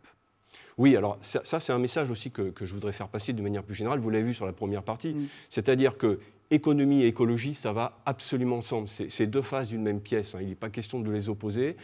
Aujourd'hui, la transition énergétique, la transition écologique, c'est plus une option, c'est une obligation vu évidemment l'urgence climatique. Mais il faut savoir aussi que si on veut tenir nos objectifs, il va falloir s'investir fortement sur l'innovation. Et là, La Rochelle Technopole va jouer un rôle important. Elle a mis en place un programme qu'on appelle CAP. Et l'objectif, c'est de mobiliser des entreprises, alors plutôt des entreprises dans le secteur de l'innovation, qui souhaitent mettre en place des actions, des dispositifs innovants pour diminuer leur empreinte carbone et puis bien entendu qui sont volontaires pour servir d'expérimentation. Donc vous voyez, c'est un autre levier important, l'innovation, les emplois, les entreprises, les emplois de demain et puis surtout la transition énergétique qu'on va pouvoir accélérer. Merci Gérard. Jean-François Fontaine, je me tourne vers vous. Est-ce que sur le territoire, vous avez le sentiment, ce qu'on évoquait à l'instant, d'être sorti de cette opposition un peu historique entre écologie, économie? Est-ce que vous avez fait le choix d'une écologie pragmatique, réaliste, qui n'est pas contraignante? Nous avons fait ce choix, très clairement. Mais nous sommes aussi entraînés par des entreprises de notre territoire. On va les citer. Quand une entreprise comme Alstom développe des tramways, des TER, c'est du transport public, c'est déjà de l'économie verte. Quand un groupe comme Léa Nature rachète un site géant, qui était un site d'injecteur diesel, il y a encore pas longtemps, et qu'il développe sur ce site des métiers du bio, que ce soit dans la cosmétique ou que ce soit dans l'alimentation, les entreprises nous montrent le mouvement. Donc aujourd'hui, notre chance collective, c'est que les entreprises sont à nos côtés. Ce n'est pas une élucubration de quelques élus qui disent qu'il faudrait aller dans ce sens-là. C'est le monde économique qui a pris à bras-le-corps cette mutation. Vous savez, ce grand programme, ce n'est pas l'agglomération toute seule, c'est un consortium de 5 grands acteurs. L'université, s'il n'y a pas de recherche, s'il n'y a pas de développement, on ne trouvera pas les solutions nouvelles qui vont dans ce sens pour que économie et écologie aillent dans le même sens. Et puis également le Grand Port Maritime. Le Grand Port Maritime, c'est un acteur économique avec plusieurs centaines d'entreprises à l'intérieur. Là aussi, il fait partie du consortium. Donc oui, c'est un mouvement collectif. Et il n'y a pas de jour sans que des groupements d'entreprises, chambres de commerce, chambres de métiers, ne nous disent pas « on veut y aller avec vous ». Et puis on veut faire aussi tâche d'huile, on veut le faire avec nos voisins. L'agglomération de La Rochelle n'est pas un territoire étanche. On veut le faire avec nos amis de l'ONIS, qui sont extrêmement intéressants, notamment sur les programmes alimentaires. L'alimentaire est aussi une économie. Et la mutation alimentaire, c'est aussi un élément important de l'économie de notre territoire. Ça touche aussi au tourisme. Stéphane en aurait très très bien parlé. Donc oui, c'est une démarche globale. Vous savez ce qui me fait plaisir? C'est qu'on est critiqué parfois. C'est normal. En disant ce que vous faites là, ce n'est pas vraiment zéro carbone. Ça veut donc dire que tout le monde s'est approprié ce message en nous critiquant parfois, en disant ce que vous faites là, eh bien, c'est formidable une critique de cette nature. Ça veut dire que tout le monde a adhéré à cette démarche. Merci, Président, pour ces propos complémentaires à ceux de Gérard Blanchard. Merci évidemment pour votre intervention sur ce sujet de l'environnement hautement impérieux. Jean-Luc Alguet, effectivement, Gérard faisait la transition. On parlait tout à l'heure des fonds d'aide à la création d'entreprises. On va parler avec vous de la présentation du fonds de soutien à l'investissement pour la transition écologique qu'on évoquait à l'instant. D'abord, ce fonds d'aide à la création d'entreprises, il faut nous en parler. C'est important, évidemment, dans cette période où il y a eu d'ailleurs une dynamique de création assez positive malgré le contexte. Tout à fait. Suite aux analyses de dossiers, de remontées de dossiers, on s'est aperçu qu'il y avait aussi un manque de formation sur les repreneurs, sur les créations d'entreprises. Et nos partenaires, que ce soit Initiative Charente-Maritime ou France Active, ou Initiative Charente-Maritime qui est hébergée par les départements, accorde des prêts d'honneur de 1 à 15 000 euros. Et ce sont des reprises de petits commerces, entre autres. Et on s'est dit, justement, pour pérenniser leur commerce, parce que souvent ces chefs d'entreprise ont beaucoup de volonté, mais pour pérenniser leur commerce, on va les accompagner si cela est nécessaire, dans leur gestion, dans leur capacité de se projeter sur l'avenir, et on va abonder dans ce sens, c'est-à-dire s'ils ont besoin d'une formation, suivant le jury qui a été établi à Initiative Charente-Maritime, on les accompagnera pour une meilleure gestion de l'entreprise. Par contre, la communauté d'agglomération, pour essayer de booster ces créateurs d'entreprises, va abonder autour de 3 000 euros de subventions pour chaque création d'emploi. Donc c'est un dispositif qui va s'accoler auprès de l'Initiative Charente-Maritime et France Active. Mais ce que je voudrais dire aussi aux entrepreneurs, c'est qu'on met beaucoup de dispositifs, et on va voir le fonds de soutien, c'est n'oubliez pas aussi les stagiaires, parce que c'est l'avenir de notre économie et des recrutements. Il faut absolument que vous preniez des stagiaires ou de l'apprentissage parce qu'ils ont besoin de finir leur cursus, parce qu'on aura un problème aussi à l'avenir pour le recrutement, pour des emplois qui ne seront pas qualifiés parce qu'ils n'auront pas fini leur cursus. C'est très important, ils souffrent actuellement énormément, on ne devrait pas leur rajouter ça en plus. Je voulais souligner à ce stade qu'il faut absolument prendre tous les stagiaires, le maximum de stagiaires pour les entreprises qu'ils peuvent. Merci effectivement de souligner et de mentionner cette génération particulièrement touchée et sacrifiée. Quelle taille d'entreprise d'ailleurs est concernée? Quel secteur d'activité vous allez soutenir ces jeunes pousses de filières prioritaires? Qu'est-ce que ça veut dire concrètement? C'est toutes les filières, c'est-à-dire toutes les filières qui ont Initiative Charente-Maritime ont accordé un prêt d'honneur. À partir du moment où le prêt d'honneur a été accordé, leur projet a été analysé par un jury de chefs d'entreprise à Initiative Charente-Maritime. Et nous, derrière, on n'a pas besoin de mettre un dispositif complémentaire. Ça sera automatique à partir du moment où le jury de France Active ou Initiative Charente-Maritime demandera que cette entreprise soit accompagnée. On l'accompagnera avec nos partenaires, que ce soit la CCI ou la CMA ou d'autres prestataires, sur leur gestion. Et s'ils créent un emploi rapidement, ils auront 3 000 euros de subvention. Bon, vous avez évoqué évidemment encore le partenariat avec Initiative et France Active. Comment est-ce qu'on fait pour en bénéficier de ce dispositif? Tout simplement, à partir du moment où vous allez postuler à Initiative Charente-Maritime, vous déposez un dossier pour la reprise d'entreprise ou création d'entreprise. C'est Initiative Charente-Maritime qui a la main. Une fois que le jury a validé, ça se fera automatiquement. Initiative Charente-Maritime va nous avertir, ou France Active, pour pouvoir abonder au dispositif. Bon, quelques métriques éventuellement sur des volumes engagés, déjà sur cette partie-là, on a quelques retours. Le métrique, il est pas limité. Pour le moment, c'est en fonction des dossiers. À peu près, il y a 20-30 dossiers par an de création ou de reprise d'entreprise qui sont traités par Initiative Charente-Maritime. Peut-être plus pour l'avenir, mais c'est à peu près la proportion. Ça peut monter jusqu'à 40 dossiers à l'année.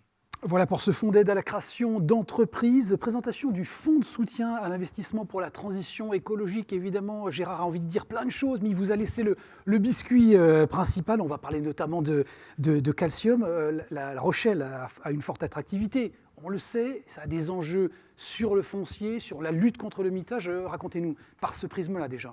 Mais justement, comme Gérard a expliqué, on a un projet, le président en tête de pont, pour mener à bien ce projet de territoire zéro carbone. Donc il faut mettre des actions en face, et des actions fortes. Calcium est un dispositif qui a été émis sur la mandature précédente pour accompagner les entreprises à l'investissement. C'est une avance remboursable qui peut aller jusqu'à 250 000 euros par projet. Et on s'est dit cette fois-ci, pour aller plus vite pour accompagner ces entreprises, on a un problème aussi d'espace sur nos parts d'activité, où nos parts d'activité se remplissent très rapidement parce qu'on a une forte attractivité autant en logement que d'entreprises.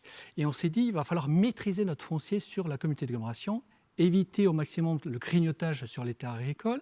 Donc, on va pousser les entreprises, à partir du moment où elles vont pouvoir densifier sur les parts d'activité, où elles vont accepter et où vont accepter aussi des baux. C'est quoi des baux? Des baux à construire, un bail emphytéotique, c'est-à-dire la communauté d'agglomération va garder la maîtrise du terrain et l'entreprise va investir sur un bail emphytéotique.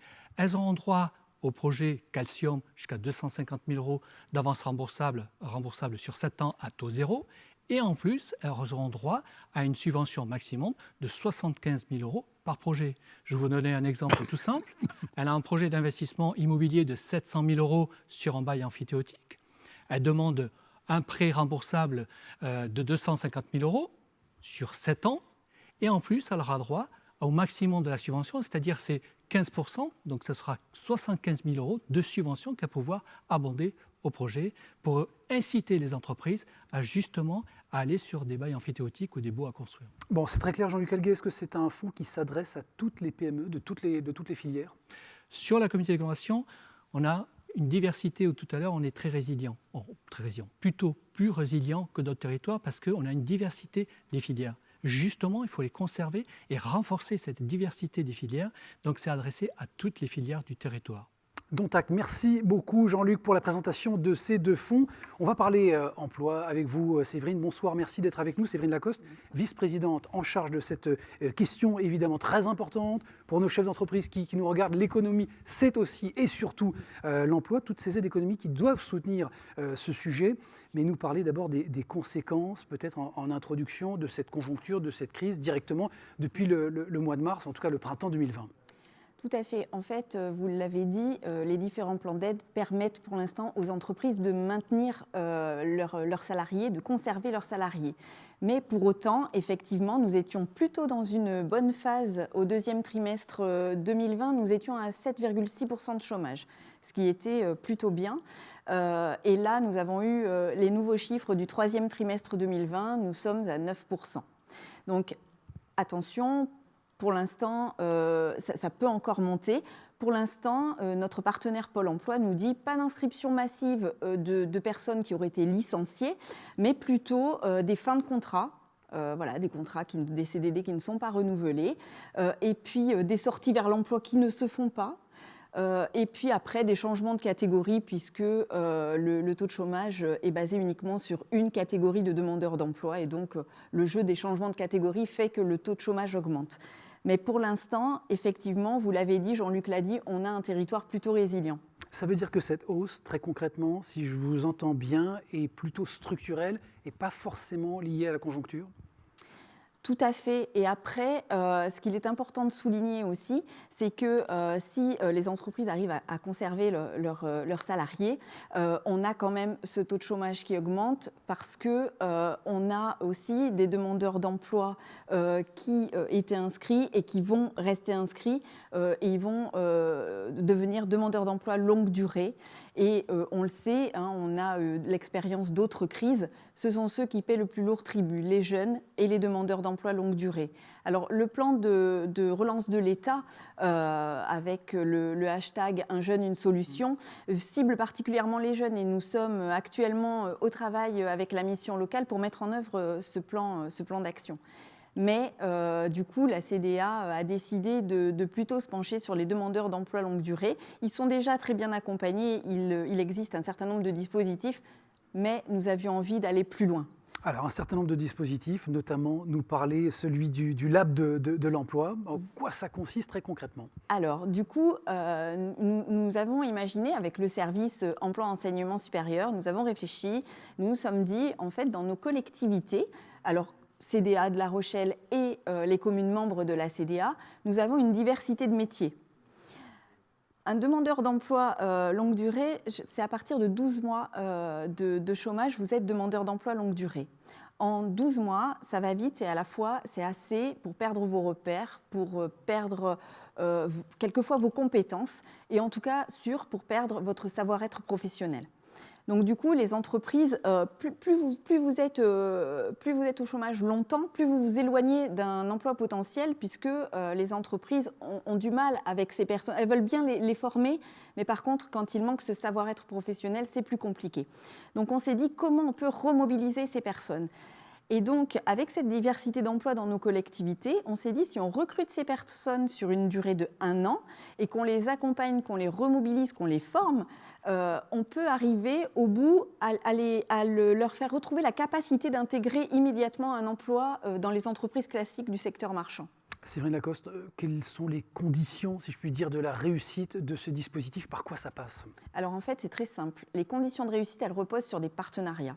Nous avons la chance sur ce territoire d'avoir de très très forts partenariats, que ce soit avec les partenaires de l'emploi, de la formation, de l'orientation, que ce soit avec les entreprises ou les représentants des entreprises, les chambres consulaires également.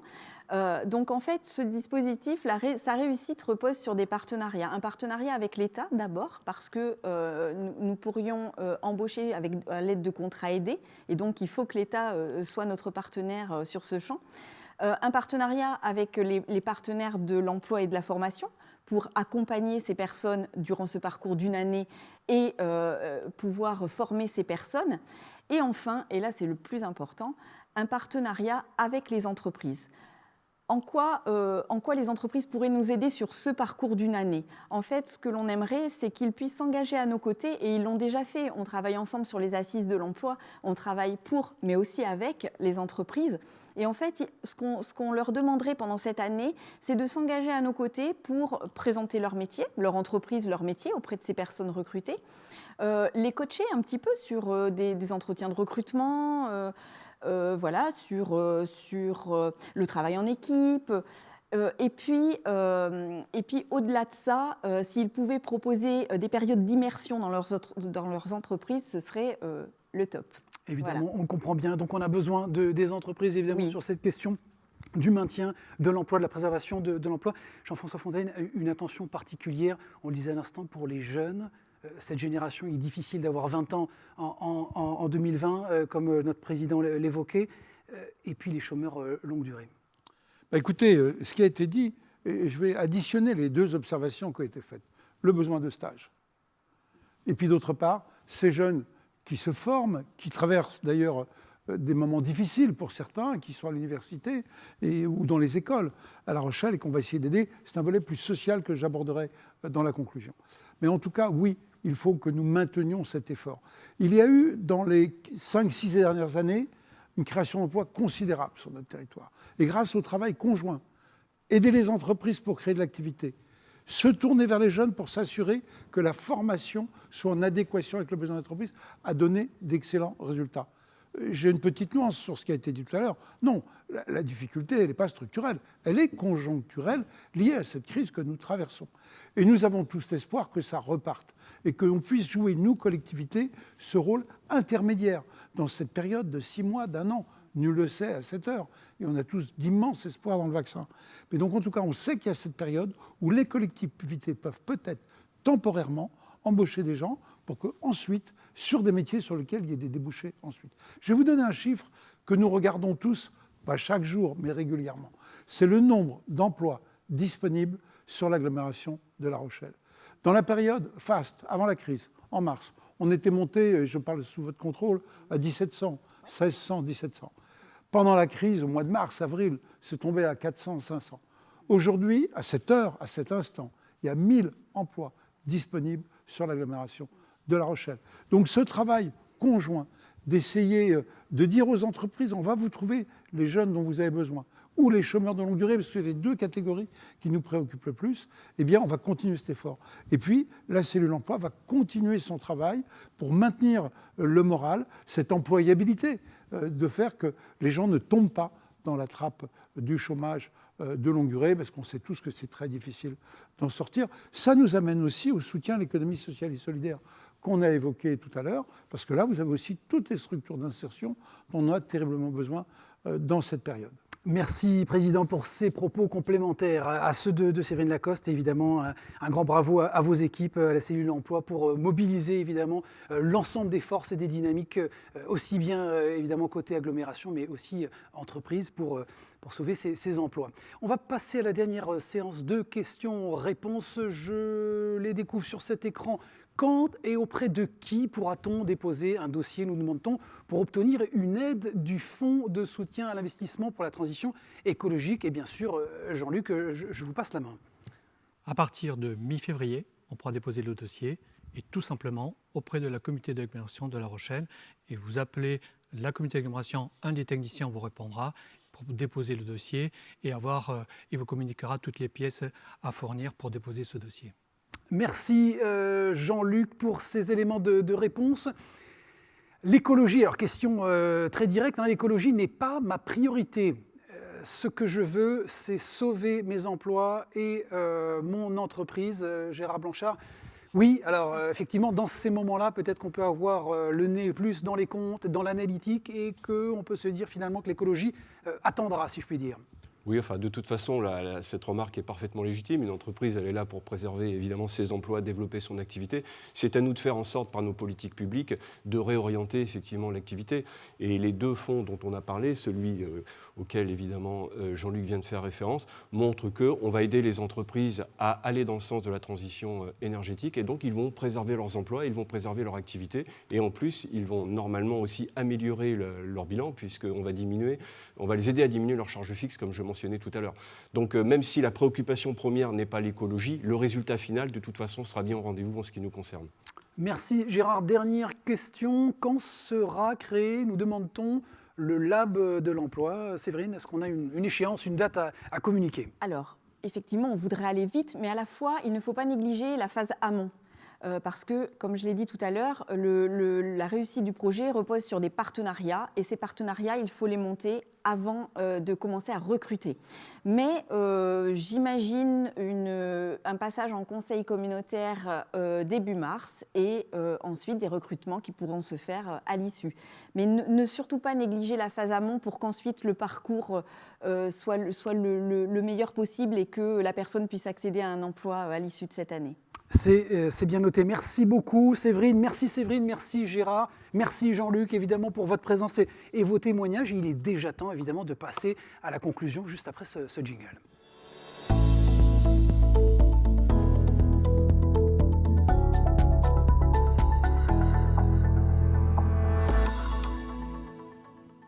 Voilà pour la conclusion de cette séquence. J'ai le plaisir évidemment de me tourner vers Jean-François Fontaine. Merci, vous avez évidemment eu le loisir d'intervenir tout au long de cette séquence. Je sais que vous avez été particulièrement attentif à nos échanges, aux interventions évidemment de vos adjoints. Peut-être vous poser la question très directement, qu'est-ce que vous avez envie de retenir de cette séquence? Qu'est-ce qui vous a marqué, Président? Moi, ce qui me marque, c'est la détermination de tous les collègues. Tous les collègues de notre communauté d'agglomération, qu'ils soient vice-présidents en charge de ces politiques, qu'ils soient élus, qu'ils aient des délégations, sont incroyablement motivés pour sortir, entre guillemets, de notre territoire de la difficulté dans laquelle nous sommes tous. Et je sais qu'à chaque fois que nous proposons des évolutions politiques comme nous l'avons fait à l'automne et comme nous allons le faire dans les semaines, ça sera à l'unanimité que l'agglomération va s'engager parce qu'ils sentent à travers les propositions qui sont faites par les uns et par les autres une formidable détermination. Et le monde économique le ressent. Quand nous croisons des chefs d'entreprise, ils ressentent cette motivation. Alors on ne va pas dire que tout est facile. On traverse une crise, il faut être lucide, et le monde de l'entreprise, c'est le monde de la lucidité. Donc on sait qu'il y a une difficulté. On ne peut pas dire à un restaurant, vous allez travailler demain, je ne sais pas quand est-ce que la restauration pourra rouvrir. Je ne sais pas quand est-ce qu'on pourra faire des événements. Par contre, ce qu'ils doivent sentir, c'est qu'on est présent. Et que si malheureusement la séquence s'allongeait, eh bien nous remetterions tout notre travail sur la table pour voir combien de temps on prolonge. Notre agglomération, elle est en bonne santé économique. Je veux le dire aux chefs d'entreprise, derrière ces interventions-là, il n'y aura pas de hausse d'impôts sur notre territoire parce que nous avions des réserves. Et puis par ailleurs, vous savez, aider les entreprises, c'est investir pour l'avenir. C'est aussi des recettes pour notre collectivité. Donc il y a un cercle vertueux que nous voulons maintenir. Une autre chose que je veux dire, c'est que là, c'est l'aide économique, mais on voit bien les dégâts sociaux. On a parlé des étudiants, nous avons voté aussi une aide pour les étudiants. Ça sera fait en relation avec le Crous, ça sera fait en relation avec également les CCAS pour aider les étudiants qui traversent des difficultés extrêmes. Et Jean-Luc a eu raison d'insister sur les stages tout à l'heure. C'est essentiel. Et on va le dire aux entreprises ce soir, on est prêt à vous aider, mais aidez les étudiants, prenez des stagiaires, tout ce qui est formation en alternance, tout cela, c'est essentiel pour aider les jeunes. On n'oublie pas le volet social, je l'évoquais également. Un mot sur la commande publique. Les entreprises, elles ont besoin de visibilité. Quand on recrute, ce n'est pas pour 6 mois, ce n'est pas pour 2 ans, pour 10 ans. Et que je peux dire ce soir que nous allons voter bientôt les budgets de l'agglomération, les budgets des communes, elles vont toutes voter. Eh bien, je peux vous dire que sur les 10 ans qui viennent, on aura environ 1 milliard d'euros d'investissement public sur le territoire. Ça sera l'agglomération qui a des besoins d'équipement. Nous allons inaugurer dans quelques jours un centre de valorisation des déchets. C'est un investissement public. Il y en a d'autres dans le cadre du territoire zéro carbone. Il y a des équipements innovants sur lesquels on va intervenir. Le Grand Port Maritime fait des investissements. Le conseil départemental va faire sur notre territoire une station de pompiers dont nous avons besoin. L'hôpital va construire un nouvel hôpital. Ça va faire un minimum d'1 milliard d'euros d'injectés. Alors c'est bien sûr les entreprises du bâtiment, mais que ce soit de la finition, du gros œuvre, des architectes, des bureaux d'études, qui vont rentrer. Donc qu'ils aient confiance dans l'avenir sur tous les secteurs dans lesquels nous injectons directement. Nous avons les moyens de le faire et nous avons besoin de ces équipements. Donc qu'ils aient confiance dans l'avenir de notre territoire. Vous avez ici des élus formidablement motivés pour aider à ce développement, tout en pensant également à l'aide sociale, à l'aide alimentaire dont certains ont besoin sur notre territoire. Moi, je suis extrêmement heureux de l'échange de ce soir, parce qu'on a pu essayer de dire voilà ce qu'on peut faire.